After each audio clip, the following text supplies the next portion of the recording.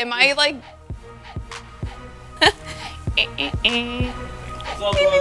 That's my cricket noise. Dun, dun, dun.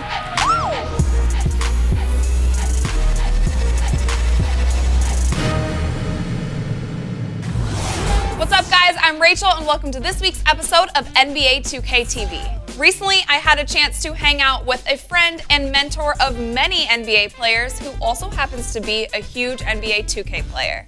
Let's check it out.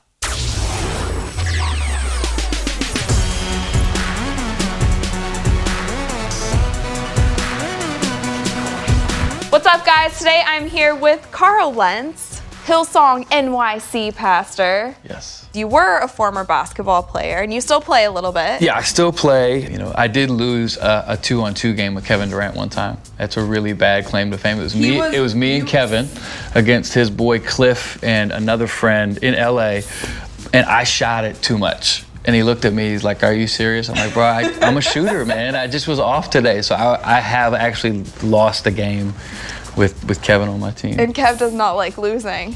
It's too bad. You know, I'm going to get my shots. Like, I mean, me getting my shots trumped us getting a W, so I can live with that. Oh, man. Yeah. And I've also heard that you're a huge 2K fan.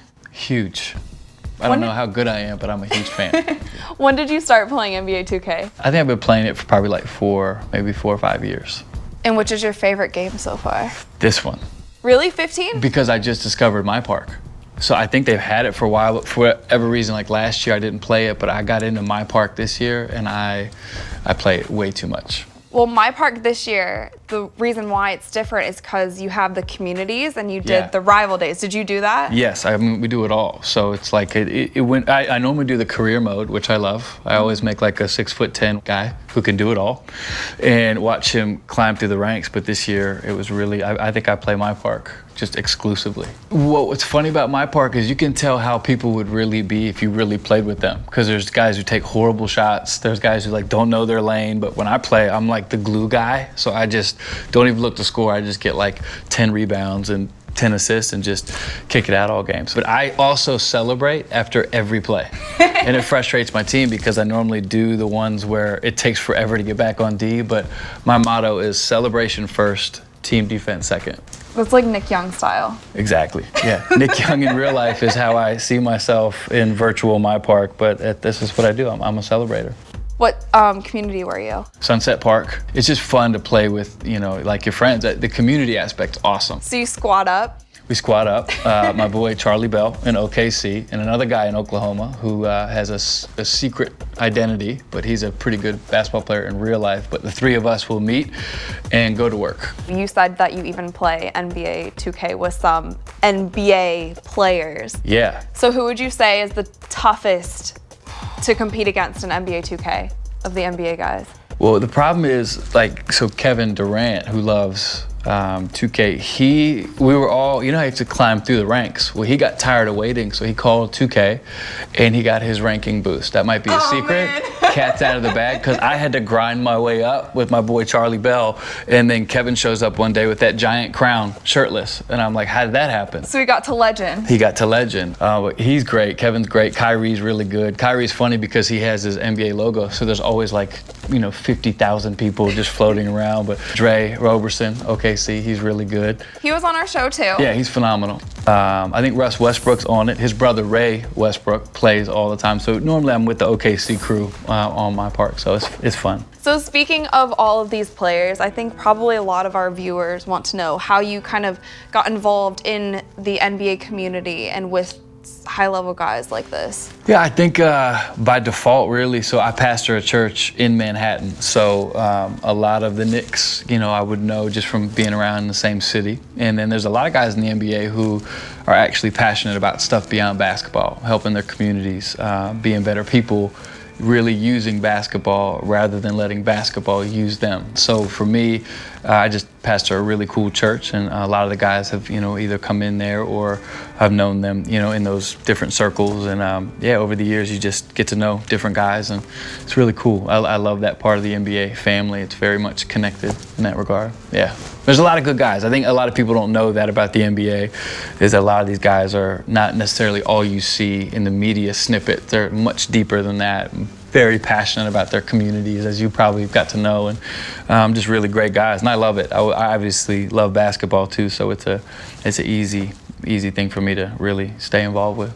I've been to your services, and I've been moved by them. I love going when I'm in New York or when I'm in LA. Well, thank you again for coming on. For having me. It was awesome. We'll have to play a little 2K together sometime. Thanks, this show's great. Thanks for having me. Appreciate it. Thank you.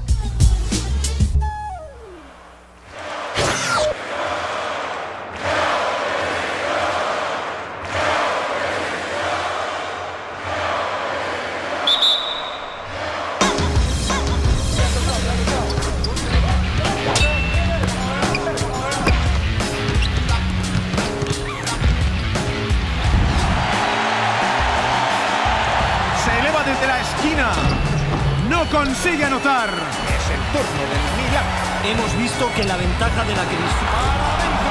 ¡Sí, señor! La jugada no se...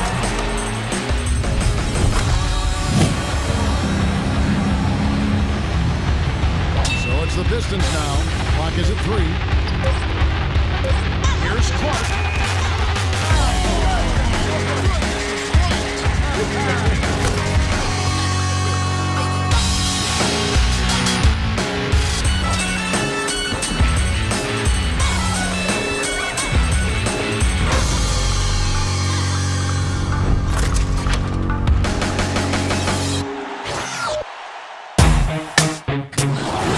Last week, Scott O'Gallagher taught you how to get buckets using the 4-out set, and this week he's going to show you how to attack the 2-3 zone.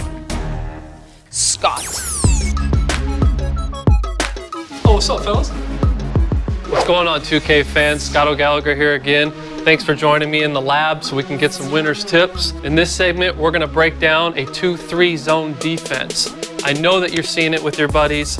I know you're giving them the odd look, like, what are you doing? What kind of cheese is this? You're hitting me with the zone. Well, I've got 5 tips on what we're gonna do to eliminate their 2-3 zone. All right, guys, the first tip that I have for you is patience and spacing. These are 2 huge elements in dissecting a 2-3 zone. Understand this: attacking a 2-3 zone with no passes, or taking early 3-point shots, which then equal to long rebounds and fast break points, is exactly what this defense wants you to do. All right, the second tip that I have for you is ball movement. It's key, and I don't mean just pass the ball back and forth. Make the ball move from one side to the other. What that makes the defense do, it makes them rotate and communicate. As you can see here, Rondo and Monte Ellis are basically on a string together. Rondo has got to be flying around. He's responsible for a pass to LeBron, and he's definitely got to get there to a skip pass to Kevin Love. The third tip is attacking the gaps. Before I explain to you what the gaps are in a 2-3 zone defense, let's understand where we are, or the parts of the floor first. This area right here where LeBron James is standing, that's the top. Where Kyrie and Kevin Love are, those are the wings. These 2 spots right here are called the elbows. These 2 spots here, usually where your post players are playing, that's the block. And where J.R. Smith and this other empty spot is, those are called the corners. So in this example, the gaps you would find in a 2-3 zone are located here. The fourth tip that I have for you is to get the ball to the middle of the floor by any means necessary. Whether that's by the pass, with a post guy flashing, or dribble penetration, or by screen roll. Most defenses, especially a zone, break down when you get the ball to the middle of the floor. Gamers tend to think that using a pick and roll is only effective versus a man-to-man defense, but that's not true at all. Using a pick and roll in this situation is very useful, especially once LeBron slides into the wing and Kevin Love goes to the corner. Once Kyrie's able to get to the middle from the ball screen, we're automatically going to create a numbers mismatch on the backside. Now I'm going to show you a play that brings all 5 tips together. As you can see here, we're bringing the ball down the floor with LeBron. We're going to dribble right down the middle, attack 2, and move the ball. We're not necessarily looking for a shot immediately, but we're just going to make the defense come to us, pitch, and rotate. We're just trying to get ball movement, and that's what we're going to do here. We're going to move the ball if we roll it here. We're going to move the ball from side to side around the perimeter. Stop.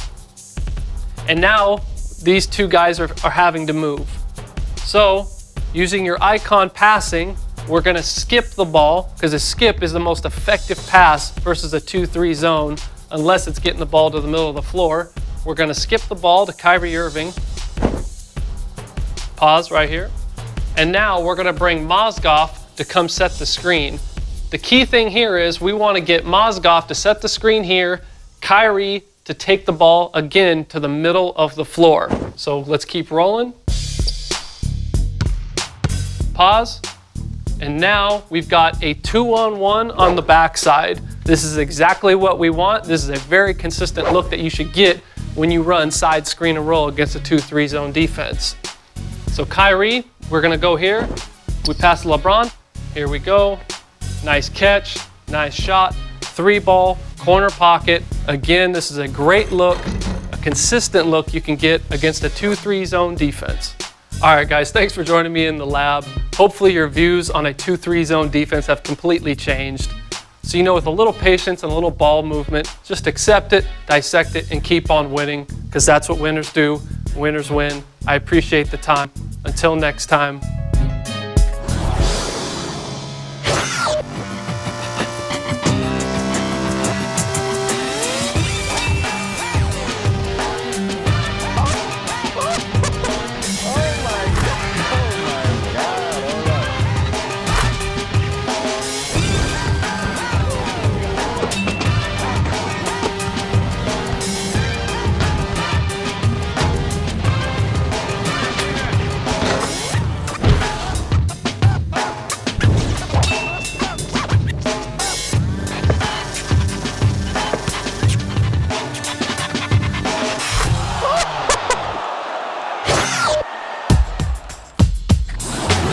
We haven't talked much about my team lately this season, but I'm curious to see your guys' best My Team lineup. So post your best lineups on social media using the hashtag 2KTVBestMT, and we'll show off some of our favorites on an upcoming episode.